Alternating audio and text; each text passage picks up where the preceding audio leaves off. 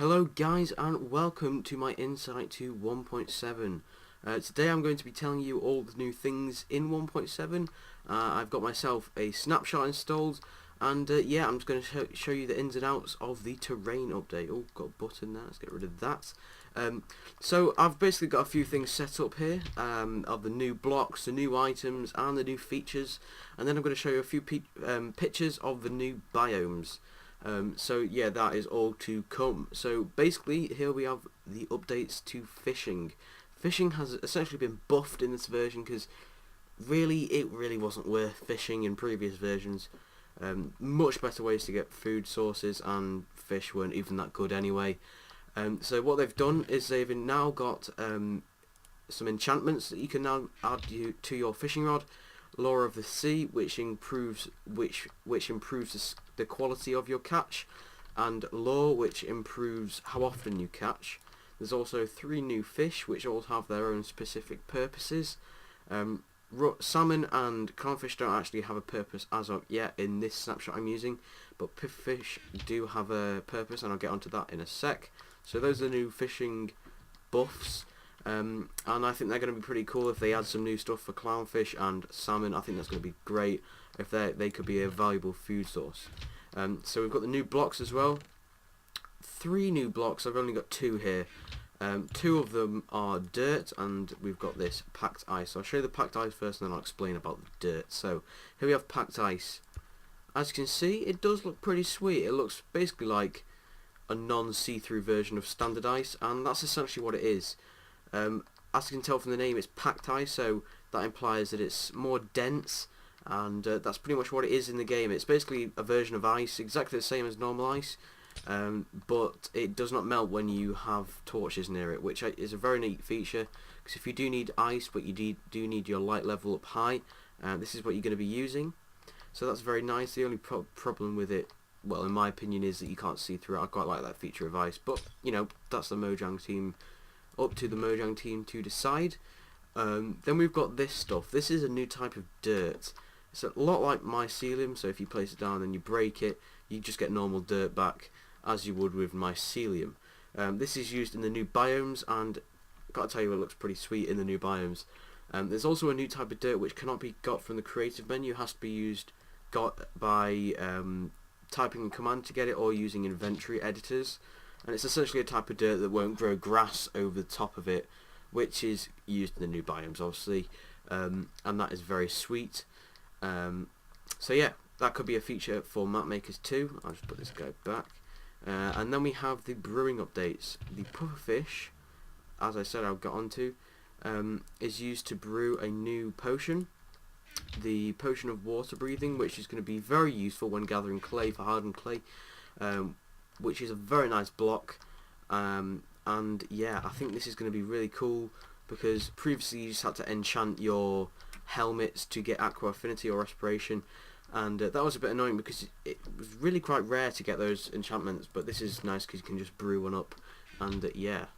I'll get onto the plants and flowers in a sec, but I'll just show you this new command, summon command. This is pretty much just something to replace spawners, which is very useful for map makers because you can just use it redstone.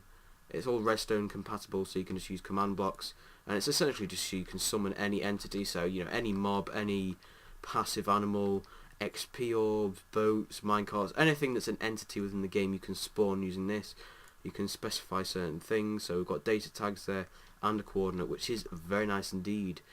So that's going to be very useful for map makers alike. Okay, so now we've moved on to the plants. Now this is to do with the biomes, because a lot of these are biome Pacific. Yes, Pacific. So these are all the new plants. They've changed a few. So the red flower or rose, whatever it's called, is now called a poppy. So I'll just show you what they look like here. So it's slightly changed the texture. So it's now got a little black thing in there. They've also added these tulips, which are very nice. Going to be good for decorating.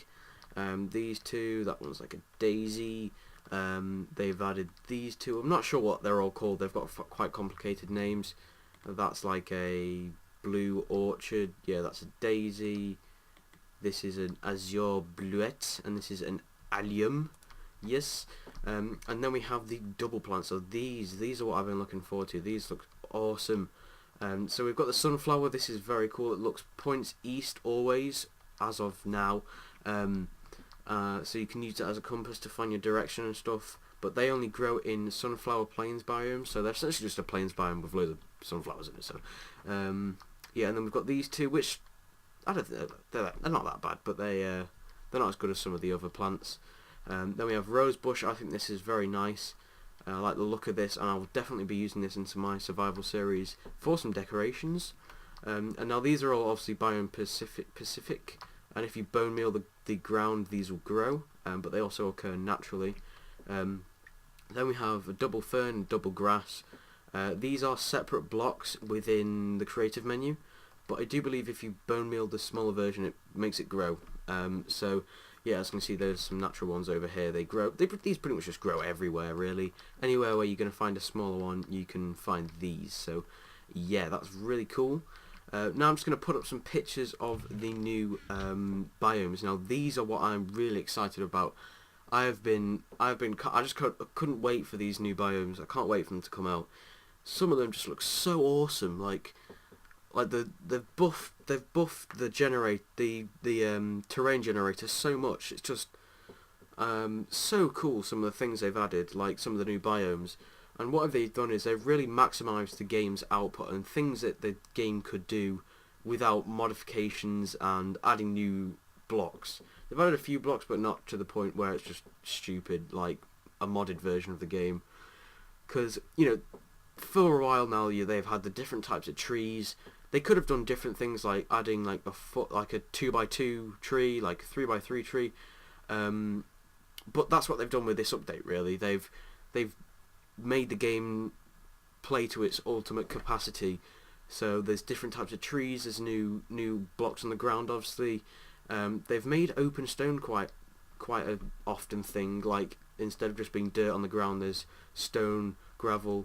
There's obviously the new biomes which look awesome. There's mega biomes which are awesome. They're very large biomes with different, like instead of just a standard sized tree, they're massive trees. And what they've done is they've kind of buffed the chunk generation. So you wouldn't have a desert right next to a snow biome because that wouldn't happen, you know, in real life. It would go from a mega snowy biome to a snowy biome to another icy biome to plains, and then it would go to something else like a jungle. Then it would go to desert. So it's a nice variation. It doesn't just, you know, mess up. And they're gonna try and eliminate some of the like chunk errors that you can get and stuff like that. So I think that's really cool. In the current version of this snapshot, there are quite a few chunk errors, but obviously it is very early in development, and for some reason there seems to be like a loading error, like chunks take a while to load, but obviously that's because of the new generator, and they're going to have to weed out some of the bugs that are in the game. So that's pretty much just an insight. I hope you've liked some of these pictures. That was just a small insight of the more common biomes. They've buffed a lot of things like swamps. They've changed to look a bit more natural.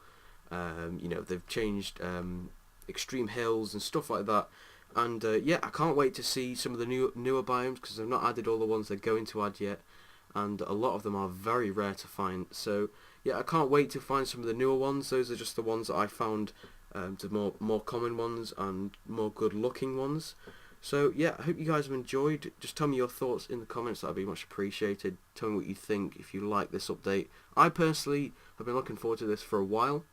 And yeah, so I hope you guys have enjoyed. I hope you found this helpful. I hope you found it interesting. And yeah, I'll see you later. Bye.